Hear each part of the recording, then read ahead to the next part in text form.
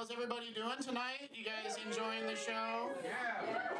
I know what you're expecting a comic to come up here and not like a model straight out of an Oshkosh Bagoth catalog. Get it? Because the overalls. I look like a giant toddler who really likes Tears for Fears.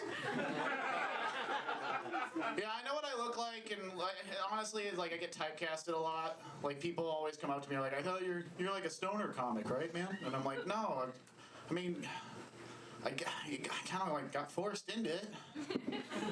I think once you get to know me, you realize I'm more of a booze and coke comic. No one wants to hear about that until about 5 minutes from now. Yeah, I've also been told I look like a bully from a 90s teen movie. So I just want to get this out of the way and just have everyone pass up their lunch money so I don't have to find you later. I'll see you at 3 o'clock. I'm not fucking kidding. Everybody pass up your lunch money. People always ask me if I skateboard, which, yes. I'm not good at it, but I have a board, and I ride it. Kinda. I just got new wheels. I'm really excited about the new wheels, but I'm more excited about the new cast I'm gonna get next week. Can't decide where I want to get it though. Like hand, arm, leg, full body. Figured it out. You can all sign it. Yeah. In Los Angeles, if you come to Los Angeles, because that's where I'll be. Speaking of, I don't really care how this set goes. I'm never gonna see you guys again. A few of you. Keegan. Close few. Close few will see me again. In your dreams. Oh, yeah. I've been staying with my folks for the last week, partially because I wanted to detox off some medication I was on, and it was nice. It was like inpatient, but if one of them just didn't believe in what you were going through, and the other one just didn't understand how to handle it. It's two nurses that are confused. But it's really boring in my hometown. I grew up in Chehalis, Washington. You guys know where that is? You do. Jesus. Yeah, it's bad. Right on. It's bad down there. I tried to shake up a little bit of trouble and go skateboard in the Catholic Church parking lot, see if I can get the cops called on me. Backfired on me a little bit. Instead, like 3 nuns threw me into a confessional, and I was given a Hail Mary and 2 Our Fathers for biffing and pushing Mongo and like bailing before the gap, you know. It's kind of fucked up.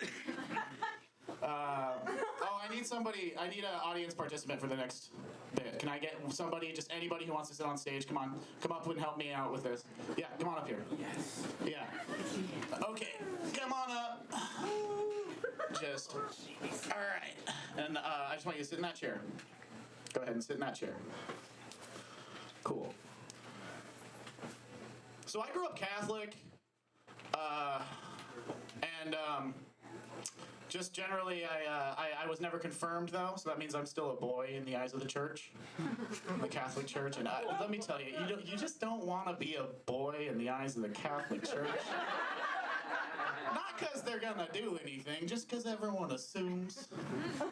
Can't go anywhere without anyone asking me about being an altar boy. I looked good in the robes. I went to Catholic school too, that's the thing, and I think I just missed the boat on the best part of Catholic school, which is the corporal punishment. I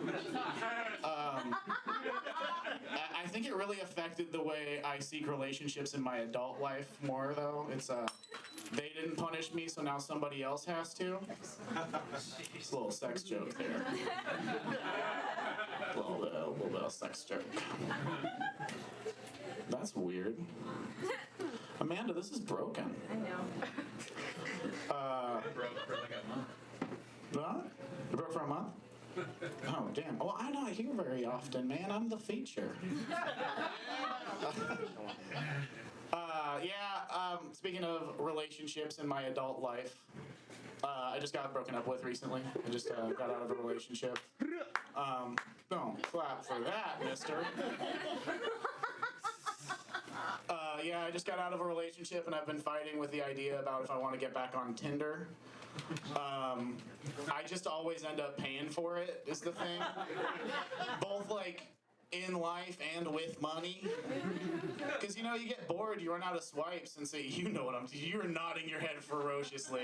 She's like, yeah, I totally have done that. Yeah, you get bored, you're sitting on the toilet or laying in bed in the morning, you run out of swipes, and so you pay the $9, and then you see that you kind of maybe want to know if someone else likes you first, so then you pay the extra $5. And they always say you'll never run out of swipes, but for sure you run out of people in a 50-mile radius. That's the big thing. Sometimes it takes a while, unless you're in Chehalis, Washington. Then it's like the 9 people you went to high school and their moms. Yeah. I like your laugh, man. This is a joy to be in your presence right now. Honestly, I'm loving the vibe in here. There's all these friendly faces. So I was talking about Tinder, right? That's where I was at? Yeah. Okay, yeah, you run out of swipes in a 50-mile radius, but they allow you to change your location, which is cool, because that's how I learned that I'm like a 5 in Bushwick.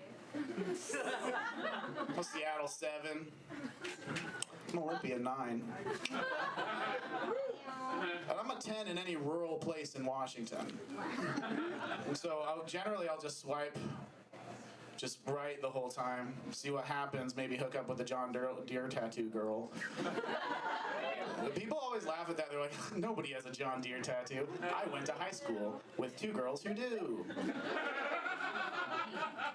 They just really brand loyal on that one. I get it. Yeah, on Tinder and dating and all that shit. And I just don't think it's very good for my mental health. It's like, it's just judging people and having people judge you. It's like, you know what, let's talk about mental illness a little bit. It's been on my mind a lot recently. Well, I guess for my entire adult life, mental illness has been on my mind. I have bipolar 1. Does anyone know about that? Type 1 of bipolar? Yeah, it's nice to be first at something. All you bipolar 2 people, get in line. Don't want to hear about you whine about your little problems. That means I have really low lows and really high highs. I get manic, and sometimes I experience a lot of euphoria and do a bunch of stuff, get a lot done. But then my lows is weeks of just doing nothing, barely getting out of bed. It's just, they last for weeks. And the biggest part of it is I lose my memory sometimes during the manic episodes. I have hypermania. I just lose chunks of time, which you think would be sick because you act really recklessly and do a bunch of dangerous and bad shit in that time. So you'd think I'd be stoked that I wouldn't be able to remember any of it. But we live in the digital age. So I kind of have a written record of every stupid thing I've done in the last few months. I lost most of December and January this year.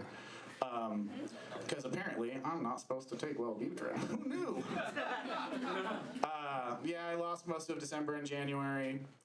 And it's like I'm living in a weird mix of the movie Her and the movie Memento. It's just Siri constantly reminding me that I'm a piece of shit. Thank you.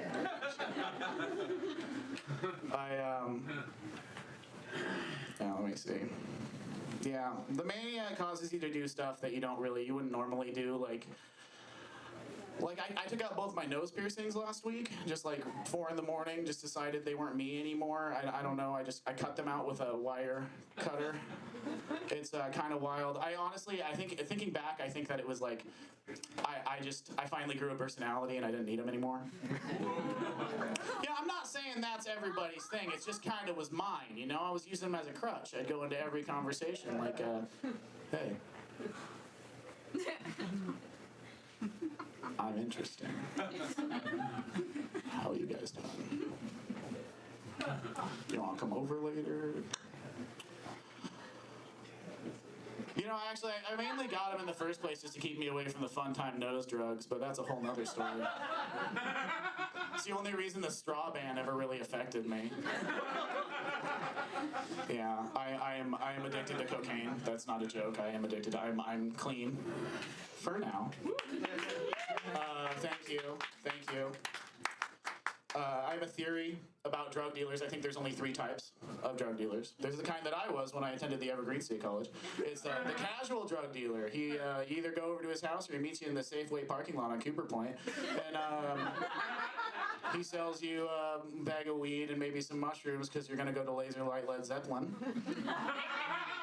There's the responsible one who he won't sell you Molly because you're on Wellbutrin. Dude will sell you Coke, though. You know, he just cares, is the whole thing. And then there's the wild card.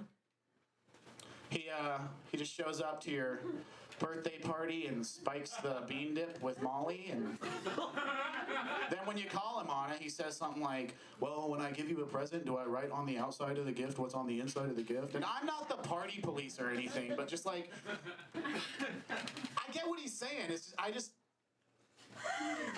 I like to know when I'm gonna be surprise sweaty is the whole thing. It's like, I wouldn't have worn wool, it was my fucking birthday.